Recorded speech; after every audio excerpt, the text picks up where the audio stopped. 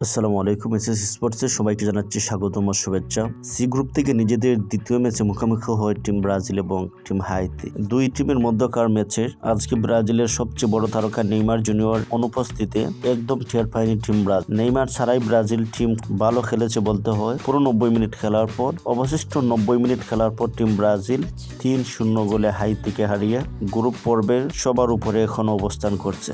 ব্রাজিলের হয়ে সর্বপ্রথম গোল করেন চুনহা 23 মিনিটে গোল করেন এবং 34 মিনিটে সেকেন্ড গোল করেন এবং 45 মিনিটে ভিনিসিয়াস জুনিয়র একমাত্র গোল করেন, যার ফলে ব্রাজিলের স্কোর বোর্ডে দাঁড়ায় 3-0। আজকের এই ম্যাচে টিম ব্রাজিল শট নিয়েছে 9টি। শট অন টার্গেটে ব্রাজিল 5টি শট নিয়েছে, যার ফলে ফলাফল 3টি গোল হয়েছে এবং টিম হাইতি শট অন টার্গেটে 4টি শট নিয়েছে, কোনো গোল করতে পারেনি। বল পজিশন ছিল 57% ব্রাজিলের পায়ে এবং 43% টিম হাইতির পায়ে। পাসিং পজিশন 533টি পাস কমপ্লিট করেছে টিম ব্রাজিল এবং 383টি টিম পাসিং করেছে টিম হাইতি। তবে দুই দলের ব্যবধান অনেক।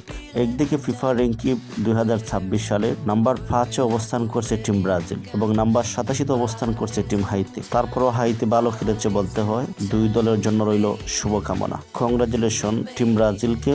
আশা করি এবারের 2026 সালে টিম ব্রাজিল তাদের হেক্সা মিশনে অনেকটা এগিয়ে যাবে এবং নেইমার জুনিয়র যখন সুস্থ হবেন তখন আশা করা যায় প্রতিটি ম্যাচ দারুণ কিছু করার সক্ষমতা এই মুহূর্তে টিম ব্রাজিলে রয়েছে। সো বন্ধুরা, এতক্ষণ সাথে থাকার জন্য সবাইকে অসংখ্য ধন্যবাদ। আমাদের এসএস স্পোর্টস বিডি চ্যানেলটি নতুন হওয়ায় সবাইকে সাবস্ক্রাইব করার অনুরোধ রইল।